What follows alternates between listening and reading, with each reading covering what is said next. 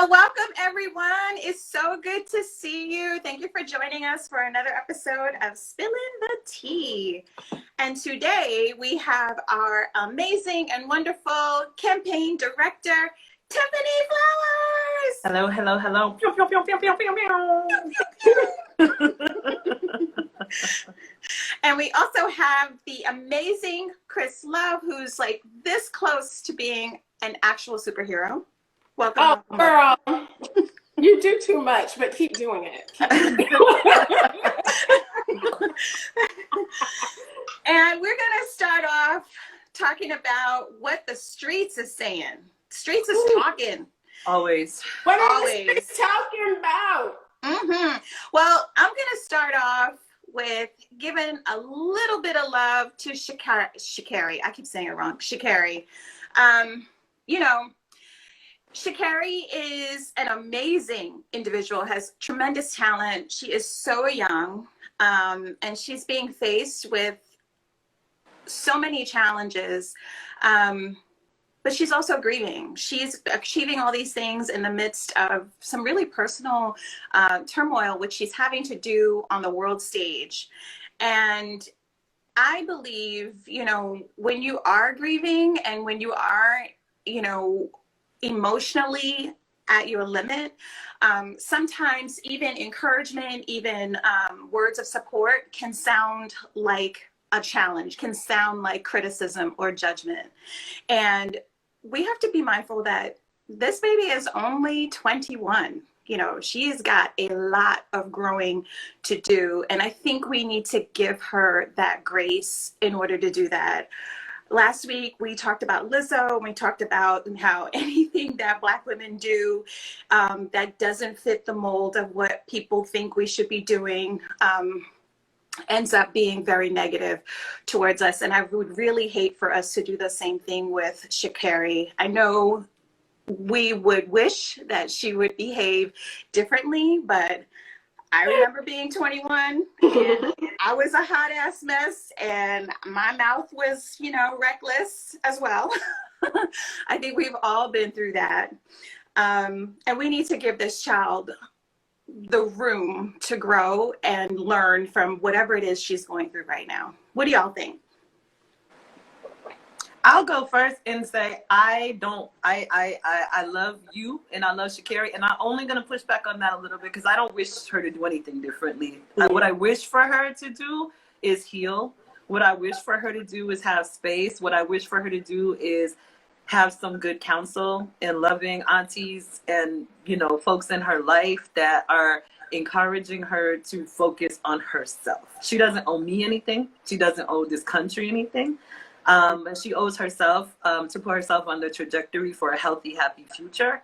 And I just got nothing but good wishes for that baby. Ain't none of us, can't nobody on this live, on Al Gore and Beyonce's internet say they have been perfect, particularly at 21. Right. So, leave that baby alone. Yeah. I would like to say that I am just very glad that my losses at that age were not public. I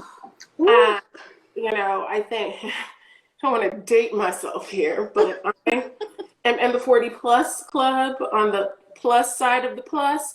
And we didn't have things like social media when I was coming up. I mean, Facebook was just coming around.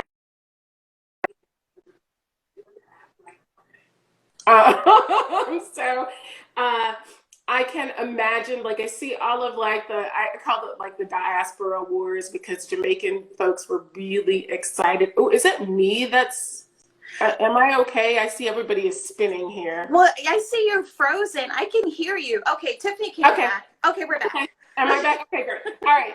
Sorry. I can hear you all along though. Okay, yeah. Good. I will just keep talking. I just saw the spinning and thought, am I off? I called it the diaspora wars because Jamaicans were really excited because, of the win and Sha'Carri's loss. And, that comes with, social media, right? We love to give ourselves a good ribbing. But at the same time, I'm so glad that I never had to experience a loss that was so public, because the internet is really unrelenting, and it's something that I think that we're still getting used to. You know, someone of my advanced age is getting used to still. But, you know, I think it serves as a good example of, you know, we can't be superhumans, especially as Black women, all the time. Yeah. And I think for her, you know, she will push through this and remember this lesson and hopefully carry it with her through her next success, right? Because she has been successful. She still is successful because, you know, like I said, I'm sitting here in my caftan drinking coffee at 9 o'clock in the morning. I'm not in the gym. So I know that she could kick my ass. You know, so she's winning, and she's, you know, she's going to continue to have a long career, I am certain. So I wish her nothing but the best, healing, and definitely some learned advisors, right? I don't want her to, like, 21 is the time where you're boastful. Yeah. And, you know, I want her to live that experience like I got to live that experience when I was 21, right? Yeah. So that's all I got. The internet, oh my God, I can't tell you how many times I have thanked the Lord and the ancestors that there was no internet when your girl was coming up. I am on the 40 plus side of the plus, and oh Lord, that was a blessing for us. I mean, and when you think about the fact that young people will never know that piece again. Like, they'll never know that piece again. We come from a generation where you could actually disappear. You could actually be out there in these streets. Your mama, your daddy, you and your friends, and whatever y'all was doing was your whole world. And children just, they will never, they're not born into that world. They will never know that piece again. And so I think that's just like such an important point, that like the pressure of being who she is, right? The world stage that was going to come with her level of accomplishment, and then add every single person in the free world who has a telephone or an iPad who feels like they can comment on where this young lady is in her journey. It's just overwhelming. Yep, it is. It is. So next, I'm going to throw it over to you, Chris. What do you know about what the streets is saying? Well, let's talk about Ivermectin. Let's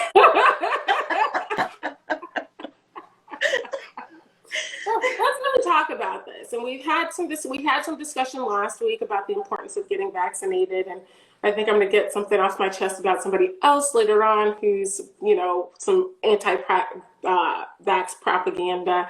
But I really do not understand why people are deathly afraid of what might be in a vaccine versus, you know, consuming bleach or consuming hydrochloroquine because they see it in their aquarium cleaner, or ivermectin, which is a dewormer for livestock, right?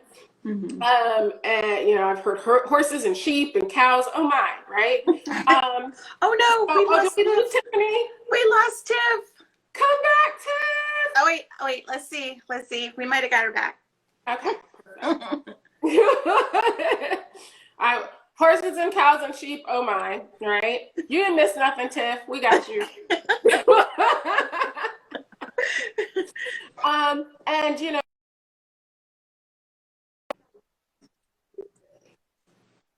way to do those things, but are definitely afraid of going to get a free shot.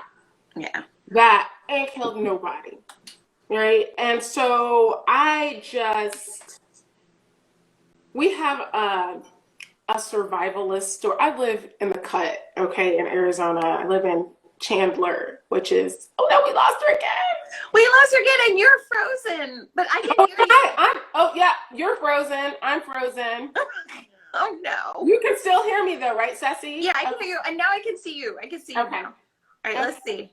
You know, technology is perfectly imperfect. Yes, it is. All right, let's see. Tiff, you're back. I'm back. Okay. My internet has decided to treat me like Teddy Riley, and I do not know why. I don't know what I have done. I'm home alone. I'm the only person running devices, and yet I am being treated like Teddy Riley today. And it's racism. It's racism. It is racism. In your home. In your home. It's inescapable. My God. Y'all pray for me. Y'all pray for me. Y'all talk a little bit about Ivermectin. I think I've said my piece. Well, my point was, I just don't understand how, the logic, let's put this different species aside for a second. I don't understand how logically you're going to use a medicine meant to cure worms or disease in the gut. You're going to apply that to a respiratory illness. That part doesn't make sense to me. The anatomy alone doesn't make any sense to me. And apparently there was a whole thread on Twitter where folks are wondering, first of all, how to apply it. Some folks are using peanut butter and they're taking it by mouth. Other folks are asking if it's a suppository, which I don't even know how you get there for a respiratory illness. Suppository doesn't really make sense. And other folks are using capsules where, from other medicine, they're injecting it to take it. But I don't know. I don't understand. Oh, and the cost. The cost for a tube is somewhere like almost $400 apparently. And I'm like, first of all, a vaccine is one little poke. And second of all, it's free. So I don't get it. I don't get it. Tiff, what you got? I'm choking. Like I'm choking. I'm like trying not to make faces because I'm choking because it's the act that just makes me feel nauseous. But then it's the logic that actually makes me like sick, right? It's like the whole point of these anti-vaxxers is that they don't know what's in the vaccine. You don't know what's in the vaccine. What's in dewormer? Yeah. You know so much, Brenda. Tell me. Are you reading on the back and you can't tell me that you can never mind sound those words out, but that off the top of your head you know exactly what each one of these chemicals and compounds actually mean. So it starts for me, it starts there. Yeah.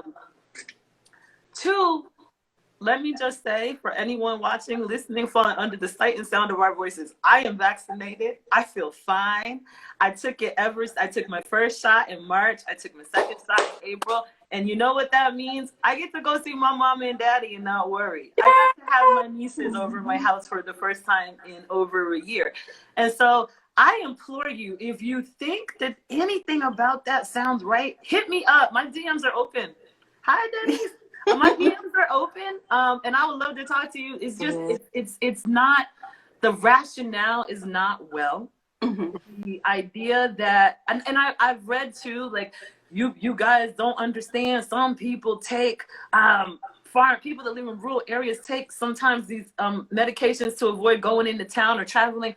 I don't. You're right. I don't understand that. And I'm not placing judgment on that. It doesn't sound smart to me, and I don't know that life. However, guys, COVID is real. As we discussed before, there is a disease in the air that is killing people. It's in the air. We're breathing it in, we're breathing it out, right? We can be asymptomatic. We can be walking around carrying COVID every single where we go and feel perfectly fine. The best way to not have to put peanut butter dewormer in your mouth is to get a vaccine. Or up your butt. Oh, girl, I'm just like, oh. Right up the bunghole. Oh. Please, if you love anything at all, if you love anything at all in life, don't do that. Don't do that. No. I do want to say, though, and I want to be clear, that there is a difference between people who are anti-vaxxers and people who are resistant to taking this vaccine, right? I think anti-vaxxers are crazy people anyway, and they were crazy before COVID, and they were going to, they were never going to take this vaccine. And I think that people who are resistant to right now to taking this vaccine are folks who might have taken all their other shots, right? But they have some concerns that they're not getting addressed anywhere else. And they have some fears. Now, I won't make any judgments about those fears because I know we're all Black, so we know how we're treated in the healthcare system here in America and abroad, right? And so, those fears have a solid foundation, right? But, and I keep saying this and I can't repeat it enough, the best way to avoid racism in the healthcare system is to go get your vaccine, because then you won't end up with COVID and you won't end up in the hospital on a ventilator, right? Chances are that that's not going to happen to you. And if you become sick, you won't become deathly ill, right? It won't be terminal. So I think that the best way to avoid having to navigate the racism inherent in our healthcare system is to go ahead and get the vaccine. Keep on doing your masking when you're out in public. Get your layered mitigation on, so that you don't have to see the inside of a hospital. And these hospitals ain't got room for you no way, baby. Right? Not right now. So you better off getting the vaccine than being in a really, really, really, really, really sick and scary place where you can't even get the help that you didn't think you needed. Yeah. It's very scary times, man. Yeah. Well, the last thing the streets is talking about is Miss Candace Owens has some sort of a suit going on. Somebody is suing her. What is happening? So I live in Baltimore. Oh! And Talk your shit. Sis. Talk your shit. Black on black crime that's happening. I'm so anti-black on black crime.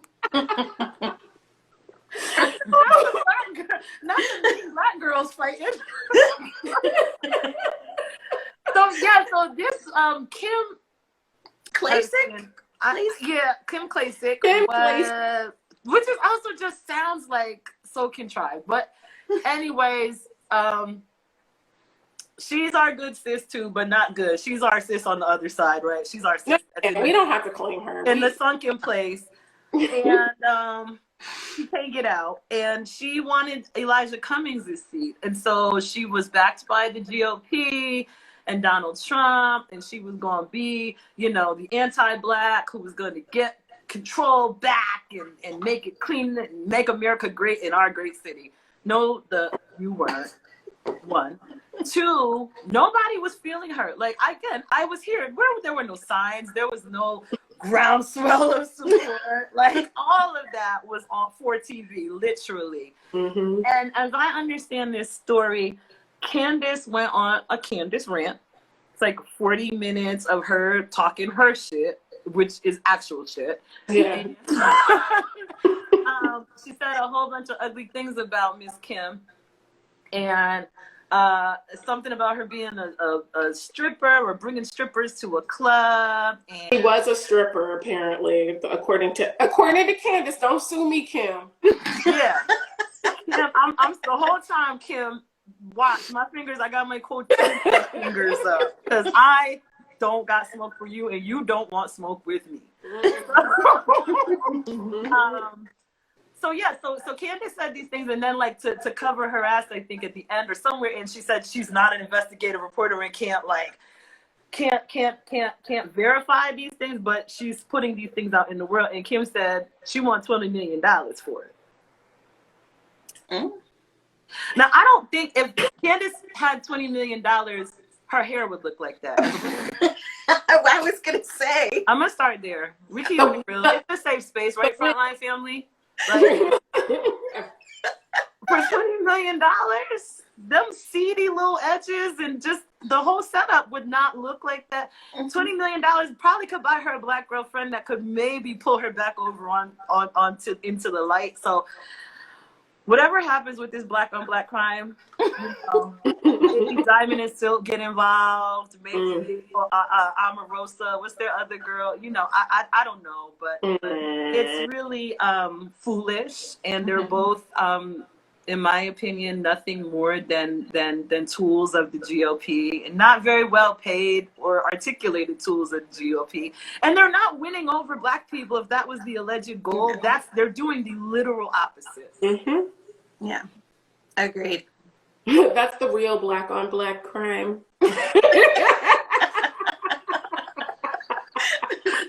That's all I could think of when I read about it. Not GOP Black on Black crime. You love to see it. That kind we really do. Next time they say, what about Chicago? We're going to be like, what about Candace and Kim?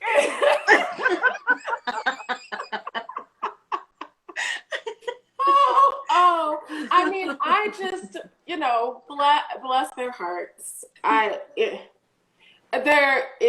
know, I am going to enjoy watching this unfold.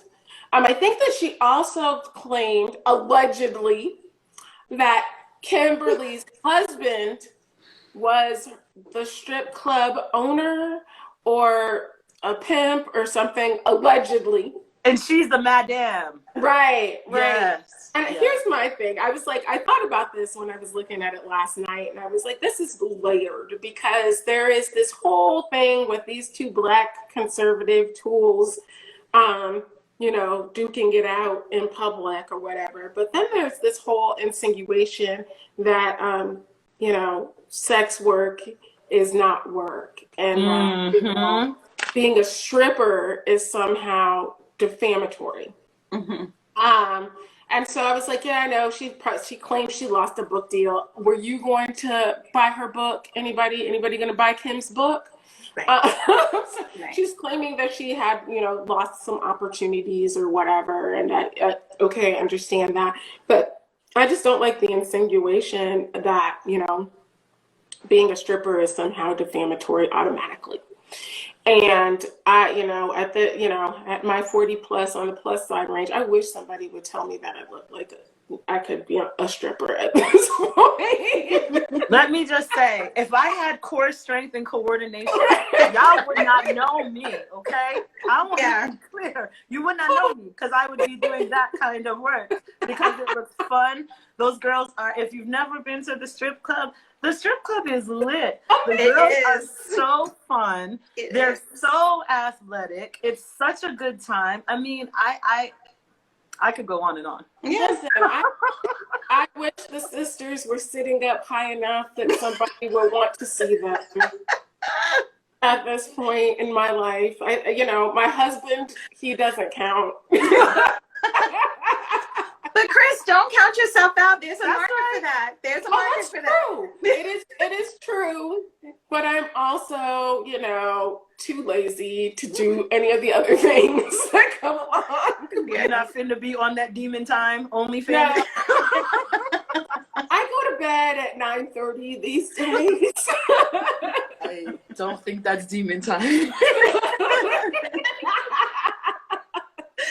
Somehow, I don't think that I would be awake enough to live the nightlife anymore. So, yeah, we've crossed that threshold. Well, let's move on to some shit we need to get off our chest. This week, in several reports, we have learned that 708 billionaires in the U.S. alone are now worth over $4.8 trillion. And that's up 62%, not just 60%, 62% since the pandemic. So over the last 18 months alone. There is no way on God's green earth, while we have folks who are literally scraping by, there was a massive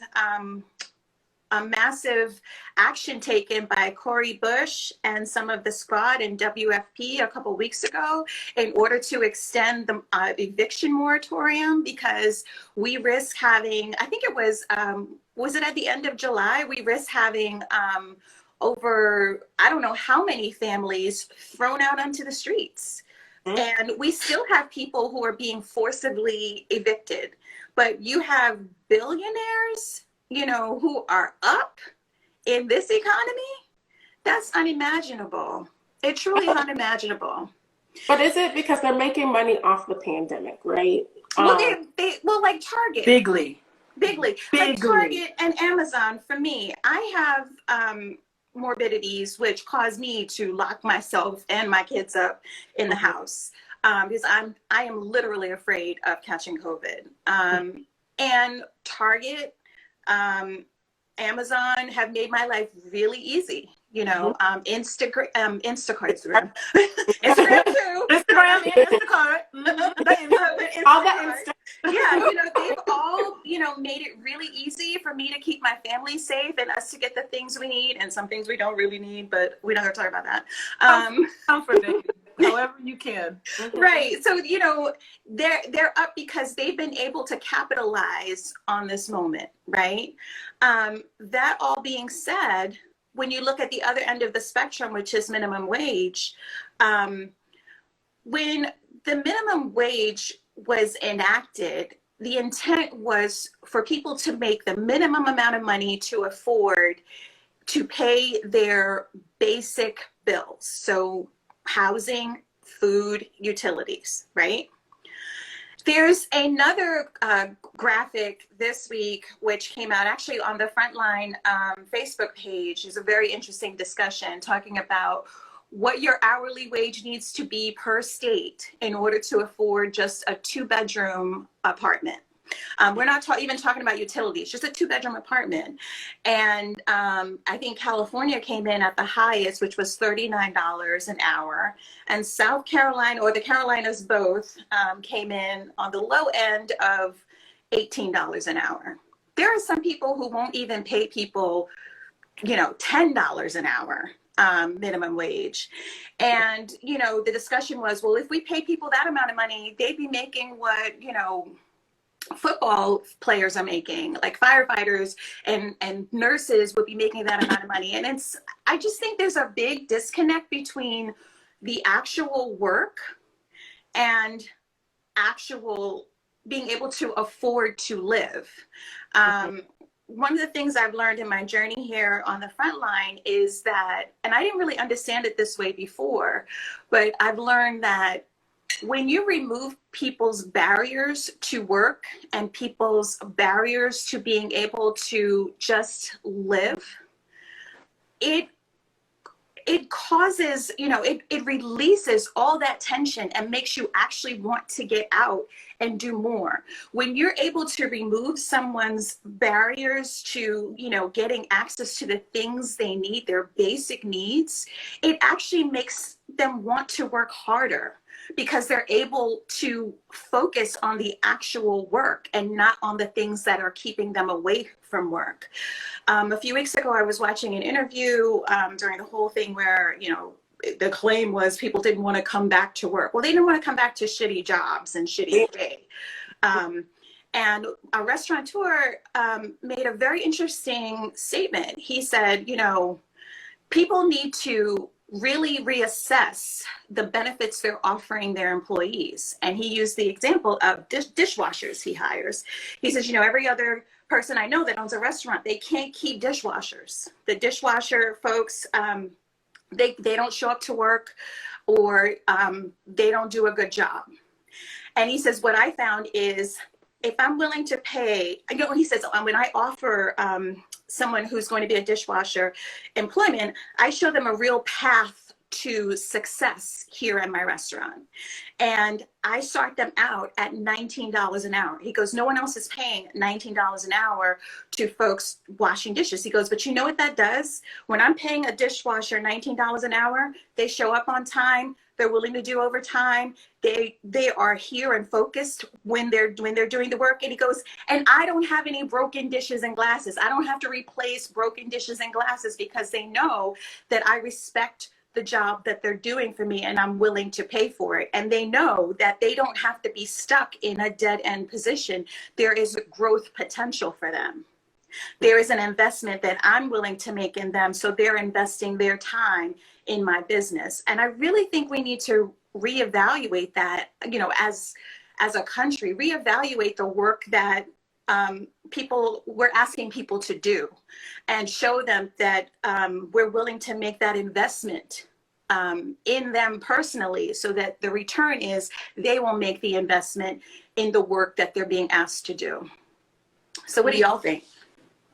Capitalism sucks. And it's killing all of us. Yeah, slowly. that's what this is. It's you know, capitalism doing the things that it's supposed to be doing, right? But really, you know, killing folks. I'm looking at Arizona, $22 an hour. It shouldn't cost that much to live anywhere in this state. We don't have water. Like, what are y'all paying that much in Arizona for, right?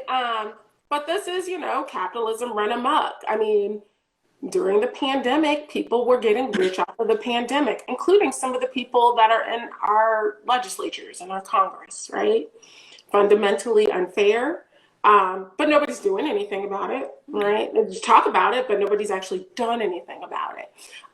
You know, I'm coming for you, Riri. You just ended up on the billionaire list yourself, right? And you know, it's partially my fault because I'd be buying fancy food. That's neither here nor there. But you know, we need far fewer billionaires. Being a billionaire shouldn't even be a possibility in this country in the first place. But more importantly, I just don't even think that people have a concept of how much billionaire really is, right? So that's why they make those false equivalences with respect to, you know, what the minimum wage is, and what work is worthy of how much, you know, how much pay, and what billionaires are making. And it's absolutely ridiculous, like, to compare the scale. But I don't know, you know, I just feel like, you know, we can have discussions about what value work has. But fundamentally, those are discussions that we're having within a capitalist framework. And I'm on the let's destroy the capitalist framework. I think going back to your, excuse me, Ceci, original point about what it takes to survive is also part of the capitalist plan, right? Because capitalism keeps you down so bad that you can't dream, that you can't think about what's possible outside of survival, right? That even when you're working thinking how to meet this need, the need gets met, it's on to the next. Capitalism doesn't allow for spaciousness. It doesn't allow for hopes. It only allows you to think about survival. And so I think that it's working very well. And that's why people can't even really fathom billionaires. Somebody who makes 8, 7, 9, 10, 12, 15, hell, $15 an hour can't really, who that $2,000 was a come up or still filled the gap, right? That helped a lot. Can't imagine. Jeff Bezos makes more than that in a second.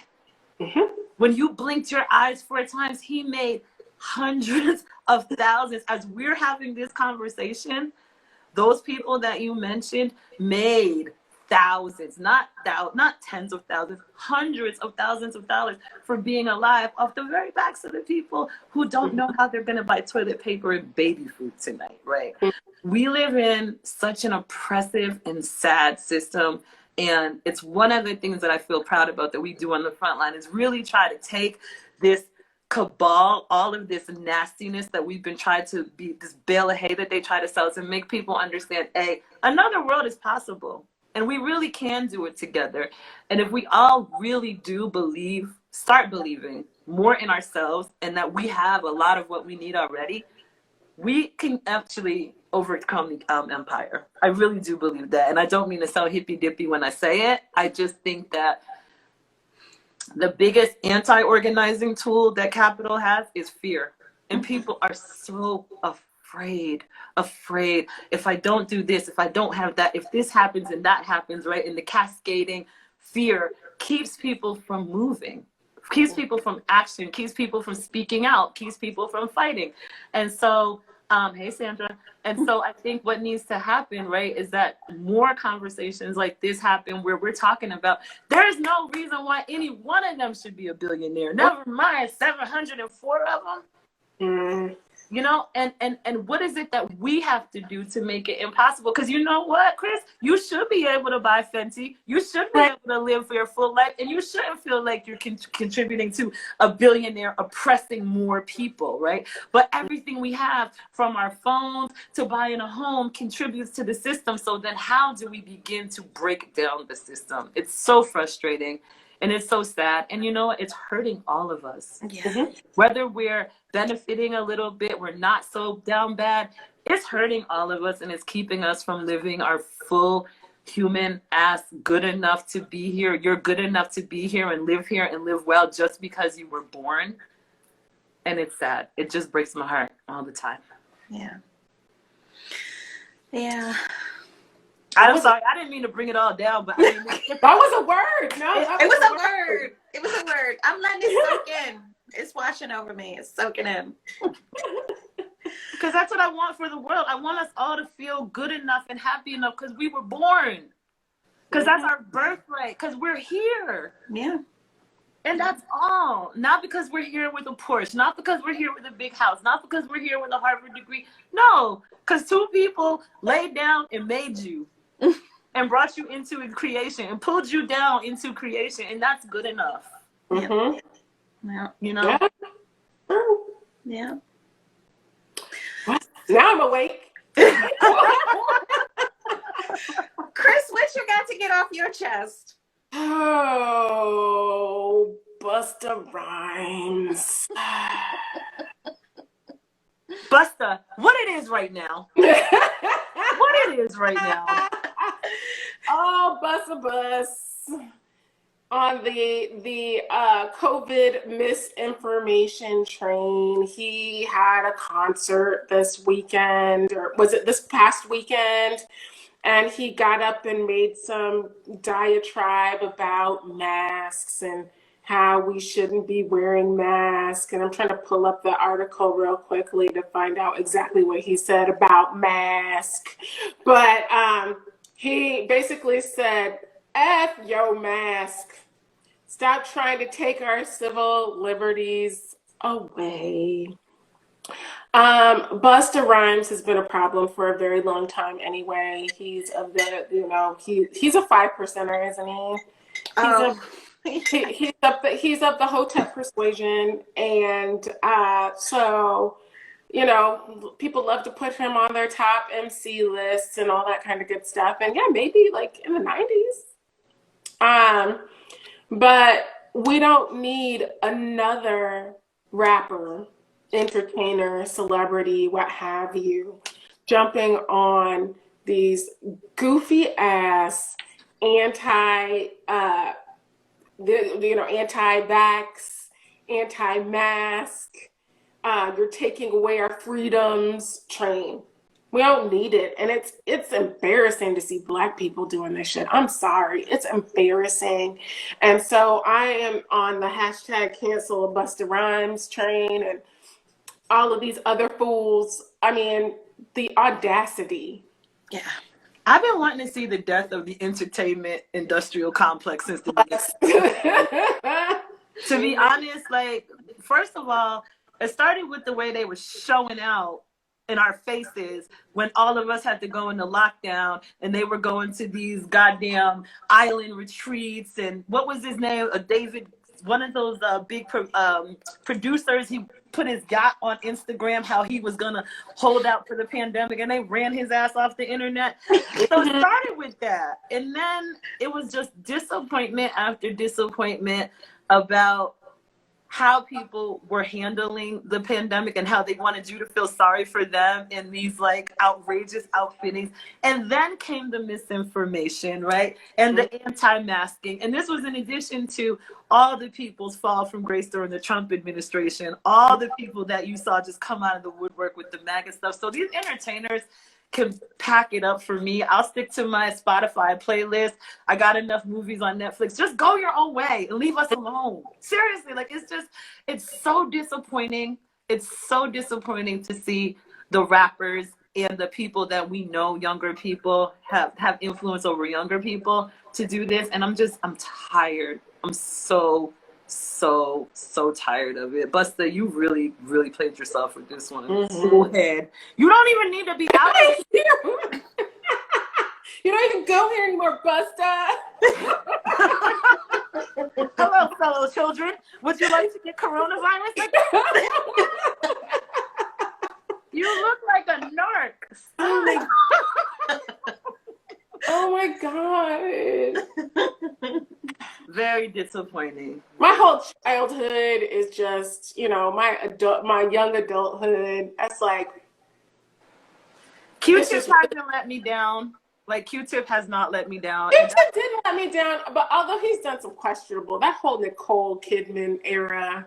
Ooh. Well, there's also Q-Tip might have let me down. Well, that whole group is letting me down because nobody's run down on Talib Kweli harassing that girl yet. Right. He's still going, right? He's still going. He's actually still going, and it's really disappointing that nobody has intervened publicly or behind the scenes, obviously. He's still harassing that child, and you want to believe that these people are better, and you live long enough to find out it's safer to never have a fave. Right. Just never have a fave. Never, ever have a fave, and you can't get your heart broken. Consume your entertainment however you can. And, I hate to sound like an old fogey or, a conservative, because they say this shit all the time about, just stick to rapping or stick to whatever. I believe people can have opinions, but, not everybody's opinion is worth valuing because some of them are just dead wrong. But I miss the time when I didn't know that everybody was trash. I will look upon those times fondly and then move on accordingly. Everybody is trash. Everybody. Again, it was the piece we knew before the internet, sis. It was the piece we knew. It was the piece we knew. We before we knew how you lived, what you ate. They want us to know everything about them, and we will never know peace again. Hey, Kim. And didn't Busta almost die last year? That whole speech was. Did he? It did. I didn't know that. I didn't know that. Wow. That makes it even worse. It does. Wow. It does. COVID is no joke. I try not to publicly wish bad things for people. But I'm like, well, they're wishing bad things for me if they're out there saying crazy off the wall shit. So, if Busta gets got. Yeah. She said nobody makes it out alive anyway. So that's right. My dad loves to say that. Nobody makes it out alive. Nobody. Okay, Daddy.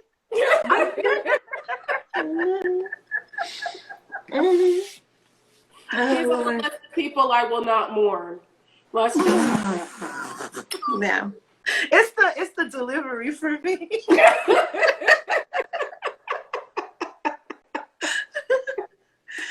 Oh, what was the question, though, Ceci? What are we doing for chest? Who we next? Yeah, you're next, Tiff. What do you have to get off? What's the shit that you got to get off your chest? Okay. It really has to do with the school stuff. And I'm going to try not to get emotional because it started with my own mother. And as you all may or may not know, Ceci and I are colleagues and we have weekly check-in calls. And we spent the greater half of our check-in call talking about the peril that this school system nonsense in America is in and how it's harming, again, harm, just more harm, compounded harm, like COVID isn't enough harm, right? And so I got to get off my chest two things. First, I'm just so disappointed again in America. I'm so disgusted that now children are dying, and that doesn't even move the dial in terms of trying to create a sense of safety and a safety net and solutions that are going to keep people and their children and their families alive, right? People went through incredible measures to keep their families safe, have gone through incredible measures for the past 18, I don't even know, I've lost track of time where we are in this crisis, but what did we all do to make sure that We didn't infect the people that we love. We didn't bring COVID into our home. We didn't carry COVID out into the world. Only for y'all to just none of that matters. Mm-hmm. None of that even matters. It's so disrespectful and inhumane and hurtful. My mother is a teacher. She has to go back into the classroom full time on Monday. And that's all she's talking about. I can't believe Monday is really, I'm just so nervous. I'm just so scared. And I don't have anything to tell her. Ceci, we're in a staff meeting. You know, again, the greater half of that call talking about how we can support you. What can we do? What is a workaround? How can we, a gap year? I'm a DJ. I'm offering DJ lessons. And Naima, our operations person, is offering baking classes so that these kids have an outlet, so that Ceci has an outlet. And I just am fucking, excuse me, I'm mad. I'm mad. I'm sorry. I'm mad. I'm very, very mad. And I'm scared and I'm sad for my friends and I'm sad for my mom. And if you're a teacher and you're watching, or you know a teacher and you want to support, right now we're sending out boxes of PPE and supplies to teachers. Go to our Instagram or our Twitter. You can get the link and sign a teacher up, because we're doing our best to try to help and support. The other side of that I want to say, that's the really emotional part, is it's not your fault. For all of the parents out here and the caretakers and the people who are in charge of children's lives, I just want to say, I see the harm. I see the sadness. I see the difficult decisions that you're facing. And I just want to say, if nobody else told you or said it, it's not your fault. We live in a failed state. We live in an absolutely positively failed state. It's not supporting the children. It is not supporting the parents. It is not supporting the caretakers. And I'm devastated. And I think about it all day, every day. I don't have little ones in my home, but I'm an auntie to little ones. I love many little ones and college students, right? And I'm just hurt about this. I'm hurt, I'm worried, and it feels very, very, very dangerous. So, somebody send some care and some relief. We need it. We all need it for varying reasons, but I'm really pissed about the way this school opening, superintendent by superintendent, county by town by district decision making is happening. And I wish that there was a single mandate that could keep us all safe and keep the kids educated. Yeah. Right. Yeah. I feel the same way. I think that's a good segue into who we want to F up this week. Because the number one set on my list is, and I know it's political, but I think this whole vein of anti-vaxxers saying that it's my freedom, it's my choice that I want to make for my children and my family, has bled on into now anti-masking.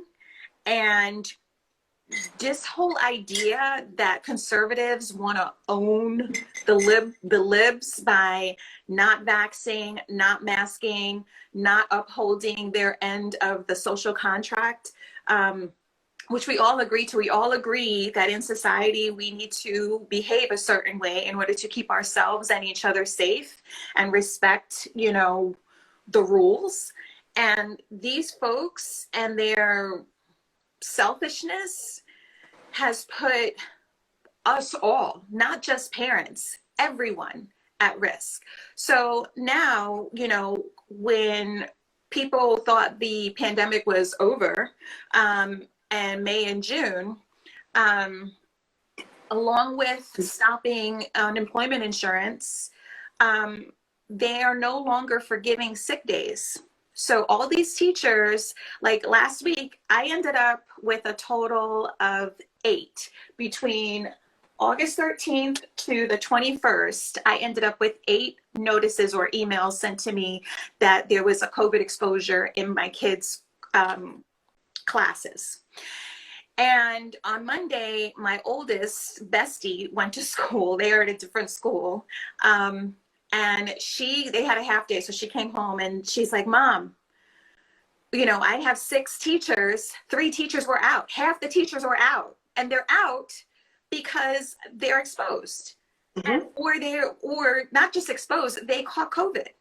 And I think I mentioned to you guys offline that I know of at one daycare that there's an admin who is not interfacing with any of the children or the families, but she's in the office with full-blown COVID because she has no more sick days. And her child and her partner were at home with full-blown COVID. Mm-hmm. And they don't have sick days. They can't afford not to work. They are putting everyone else at risk, doing this, because if they don't show up to work, you're insubordinate. So that's another reason to get rid of you. You can't be out of work because they're barely holding on as it is. You're forcing people to make these unbelievably unsafe decisions. For what? Because you don't want to wear a piece of cloth that's like, it has less fabric than your underwear. You don't want to put that on your face or protect your babies or protect the people who are in charge of keeping your baby safe during the day. And your babies can be anywhere from 2 to 20. It doesn't matter. You don't want to keep, when they're outside of your house, part of the social contract is whoever you're leaving them with, whether you leave them at campus, at university, or you leave them up the street at the daycare. Part of the social contract is that whoever has the care of your child is going to keep them safe by themselves being safe. Mm-hmm. Now, I just don't understand how we can continue with this. And the numbers are ridiculous. This morning, all over the news are talking about over 100,000 people in hospitals all across the nation with COVID. I had to actually log off of Facebook earlier this week. Actually, Tiffany was right after our staff call. I was like, okay, that's enough Facebook for me today, because I was reading and gathering content, and it was all about the number, or the rising number of pregnant women who are losing their pregnancies, are dying, or being intubated, and because they're unvaccinated. And my heart just bleeds, because it doesn't have to be this way. It doesn't. Once upon a time, all of us were like, well, I know it was me, maybe it was only me, debating getting those slimming teas, and the body wraps. We don't know what the hell is in that either, but we were all throwing it back, with no problem. That's not FDA approved or regulated, but I just don't get it. I don't understand where personal choice how that's taken over our own safety. Mm-hmm. So I'm gonna throw it over to you, Chris. I mean, I want to fuck up Doug Doucey. Sorry, I'm sorry. Tiffany started it. Thank you. Blame me. It's all my fault. Doug Doucey and the Republican legislature here in Arizona. Doug Doucey is our governor. I talked a little bit about him last week. So this week, we recently had, obviously the uptick in cases is happening here, and Arizona is one of the states where the governor and the legislature have actually banned mask requirements in our public schools, right, and in our public charters. And you said something about the social contract earlier, Sassy, and I was like, I don't think that the social contract applies to anybody but white people, because all of this is just white supremacy. It's white supremacy. It's trying to intentionally destroy the public education system, right? Because that's been the goal out here in Arizona, but all over the country, intentionally trying to destroy the public education system so that people have to make these ridiculous decisions, right? It's either send my kid to school and risk them getting sick, or keep them home and me risk losing my job, right? So, this just keeps going on in Arizona. Last night we had our Chandler Unified School District Board meeting where a bunch of anti-maskers, including Walt Blackman, and I can't make this shit up, okay? Walt Blackman is one of 2 Black men in our legislature. Walt Blackman is a Black conservative from Snowflake, Arizona.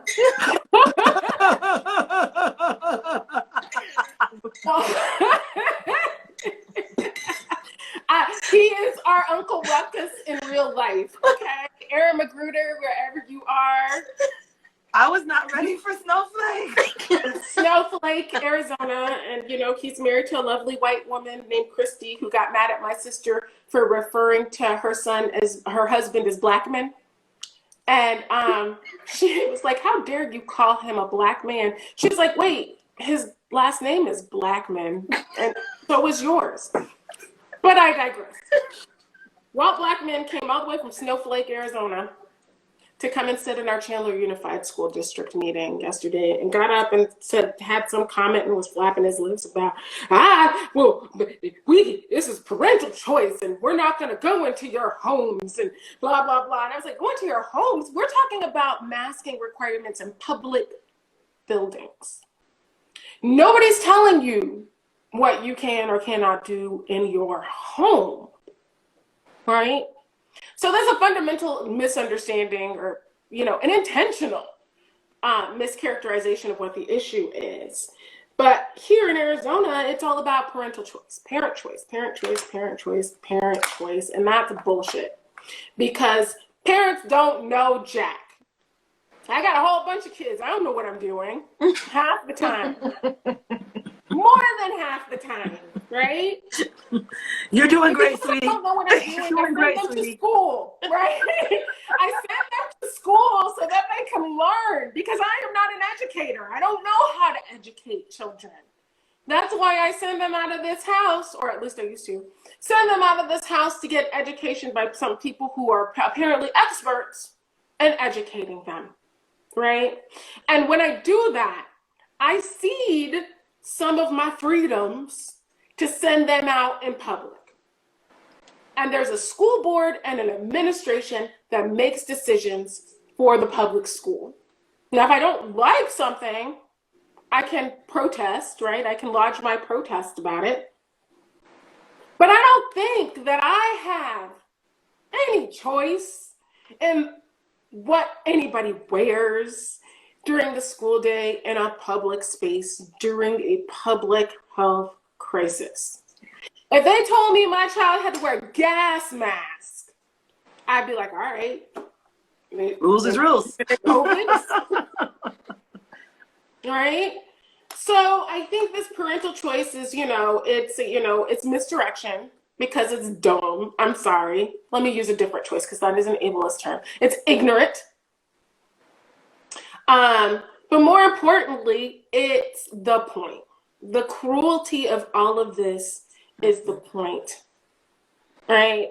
It is the point. They want children to get sick and die. Our school board last week decided that they were not going to defy the governor and the legislature's mask ban because the governor has now attached some grant funding, some COVID relief grant funding to compliance with this state law that hasn't gone into effect yet. So in order to get $11 million extra dollars into our district, the district has to not implement a mask requirement. That averages at about $1,800 per head in our district. So our school board and Doug Doucey and folks like Uncle Ruckus Blackman have decided that the lives and the health and the safety of our children are less important than $1,800. So the next time I see either one of them, all of the above, they're going to have some words. We are going to have some words. Yeah. Because they are trying to kill our children so that they can force parents to pull their children out of public schools and put them into private schools where they directly receive funding. Right? They're getting rich off of charter schools here in Arizona, and those people are in the legislature, and they're making decisions about what happens in public schools. Yep. So, white supremacy, capitalism, Doug Doucey, I'm coming for you. Walt Blackman, I don't waste my time on that fool. He's having a rap hoedown next week. And I'm not even kidding. It's called a rap hoedown. What? What? That's for next week's show. Oh, Lord. That was a word. That was. Mine is just in the same vein as COVID. And I also just want to say, I'll be so happy for the day to come when we can talk about COVID. When we don't have to talk about COVID no more. When it's not in our face, under our nose, on our screen, coming through the TV, running from it when you're not in your home. Like, it's just, somebody compared COVID to like running an app in the back of your phone, and how like it's always like, why are we all so tired? Why are we always like so drained through all of this? And it's because our brains know that there is danger, and so they're constantly trying to keep us safe and beware and beware and beware and beware. And that every waking hour, that's really a program that's just running in the background of our mind, that like our brains and our bodies are trying to keep us safe from dying from COVID. And it's exhausting. I just want to acknowledge that. So in the vein of COVID, mine is CDC Director Rochelle Walensky. Rochelle, lean in, sis. You, going back to Ceci's point about the social contract, you been here in America with all of us since this started. You know, people never wanted to put those masks on in the first place. You know, we know they were in a rush to take it off. They were protesting. They tried to kill the governor of Michigan behind it. We know, right, that these masks were the bane of a whole segment of America's existence in an effort to keep the rest of us safe. Rochelle, when you told them people they could take off their masks if they were vaccinated, you knew good and damn well the unvaccinated people was going to take their masks off too. You knew that because you've been here with us. But you were the one that was tasked with putting the message out. Then you know what you could have did, Rochelle, whatever, however we say this. You could have been a bad bitch. You could have had that message right in your hand, and you could have been like, they say if you are, you know what, I'm not saying what they say. I'm saying what I know is right, y'all. And these masks are going to keep us alive, and these masks are going to keep us safe. Don't listen to them. Listen to me. I'm the director, okay? I'm telling y'all, do not take those masks off and wait for me. I will come back when it's safe. I promise y'all, I will come back when it's safe, and I will tell y'all, okay, now. But I blame you, Rochelle, because every time one of those people yells and screams in somebody's face that has a mask on, I was on Martha's Vineyard last week. I saw a man with a shirt on that said, "Those masks do nothing." Every one of those people cites you as their source. You gave them power. You gave people power to kill people. You are not on the right side. You should not go down on the right side of history. Y'all know far more. We know that you know more. You're the Center for Disease Control. We want you to know more. You know more than we know. You've always known more than we've known. You've always known how far-reaching this crisis could be. And even if you didn't, that's even more reason to tell people to continue to protect themselves until we can learn as much about this disease and try to put a stop to it as quickly as possible. But what did you do, Rochelle? You wanted to go along with this idea that we'd be free from COVID by the 4th of July. You said that to people in May, and now look at us.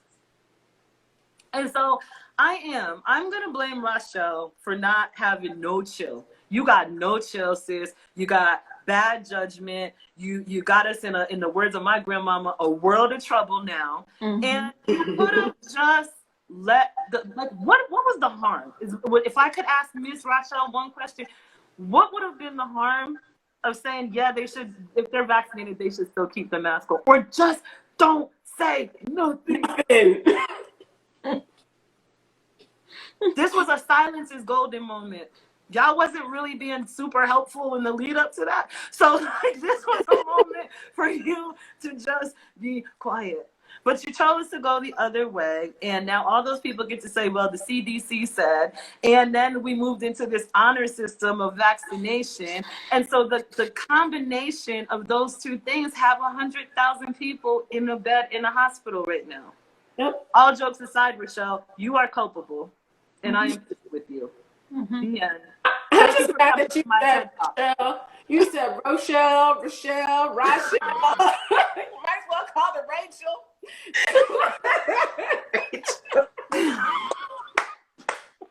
I don't want to be accused of mispronouncing your name, ma'am. I just called you ma'am. Ma'am. Woo.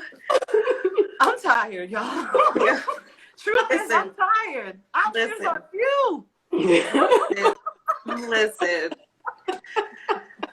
You know what? We're gonna move forward with that to the very last segment, which is what gave us a slice of joy this week. And I'm gonna go first because I have to thank each of you for your own part, but especially Black women as a whole. To say low is an understatement.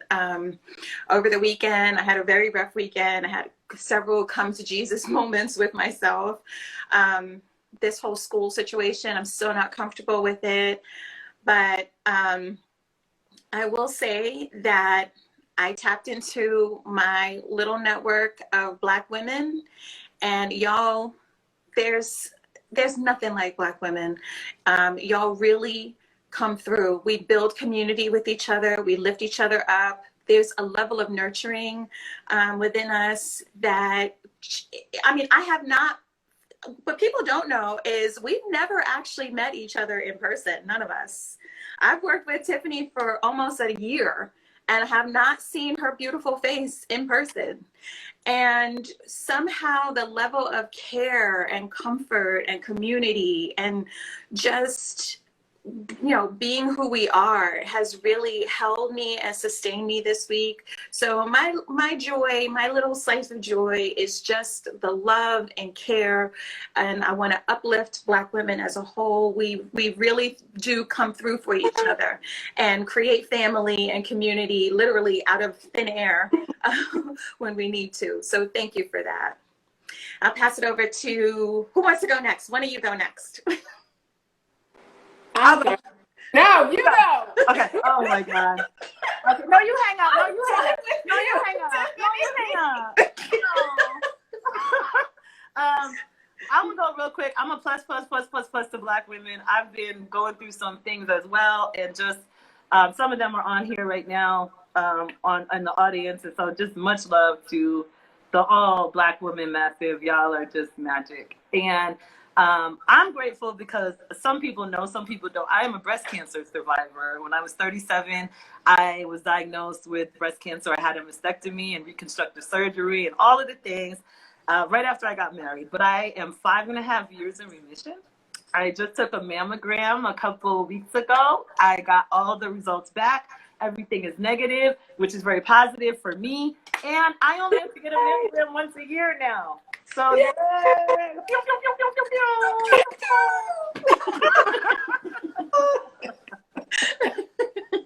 So blessings and gratitude to my creator and my ancestors and all the people who helped me get here today. Amen. Amen. I'm supposed to follow that? I'm through with you, Tiffany. Grand opening, grand closing. That is amazing news, and I am so happy for you. And just, a lot of folks are struggling with cancer right now in my life, and so I just want to say, y'all can make it. You can do this and get this behind you. I know it's tough, but damn. And super plus to Black women. And speaking of Black women, the thing that gave me joy this week was, so I am the chair of Planned Parenthood Advocates of Arizona, which is the political board. We just announced this week that for the first time, I think, in ever, we have chosen a Black Latina woman who is queer as our new president and CEO of Planned Parenthood Arizona, Brittany Fontenot. Brittany is a soon-to-be mom as well. Wow. She's ready to pop any day now, which is really exciting. But this is monumental because of what we looked like when I walked in the door 5 years ago. For my very first board meeting, I was the only Black person in the entire room of 2 boards and staff. Wow. Now we have boards that are in community. So we've got a bunch of, folks that are identify as Black and Latinx and queer, and we are very inclusive. But more so, we are a board that does some really hard work. And now we are going to be led in the organization by a Black woman, right? So it's amazing. It's wonderful. It's exciting news. I got a little weepy the other day when I was talking about it because it's such a big change. Brittany, out of our 49 affiliates, she will be our 8th person of color to lead as a CEO, president and CEO. And I can probably tell you about 5 of those happened in the 5 years that I've been with Planned Parenthood. So it's amazing. It's amazing times. So that has really given me some joy. Also, y'all go ahead and watch that Isley Brothers Tiny Desk on NPR, because that put me to sleep. That put me to bed last night. Ron Isley is the original Zaddy. Cat Daddy. I just want to say yes, check out the Tiny Desk, but I want to give you props because oftentimes what we don't do as Black women is recognize the possibility that we create. And so without Chris, there is no Brittany in that position. And so props to Brittany, but props to you because we really do open doors. We really do create possibility in every room that we walk into every single day. So congratulations to you for driving that effort and creating that possibility in that space for another sister. Yeah. We were really covert. But it was an organized effort. Yes, I was the Black one on the team, but it was an organized effort. So I have to give a shout out to my Latina sisters who were also on the board. And when we coordinated, the changes that happened in the 5 years, we had planned and plotted and schemed. But I did not realize that the changes would happen in such a short amount of time. So I'm really just grateful to have been in the presence of other folks who were like-minded and really moved things forward. And I'm so excited about Brittany. Oh my goodness. She's amazing. Yeah. Well, maybe one day she'll talk to us on the front line. Yeah. Yes. Absolutely. We'd love that. We would love that. Well, ladies, I really loved being a guest today. This was really fun to talk to you. And I've been home alone for a number of days, so just talking this very, very nice. This has been a lot of fun. Thank you. I'm here commenting, hey, Michael. No. Thank you both. And thank you everyone who joined us today. We're so grateful that you gave us some of your time. I thank you ladies for such a spirited discussion. Hey. Thank you all. We will see you again next week. Leslie will be back with us next week, hopefully. And we'll be at 3 p.m. Eastern Time and 12 p.m. Mountain Standard Time. Oh, we got it right. I know, it's hard. It's hard out here. Hard out here. All right. Peace, everybody. Bye, Thanks everybody. for watching. Thank you. Bye.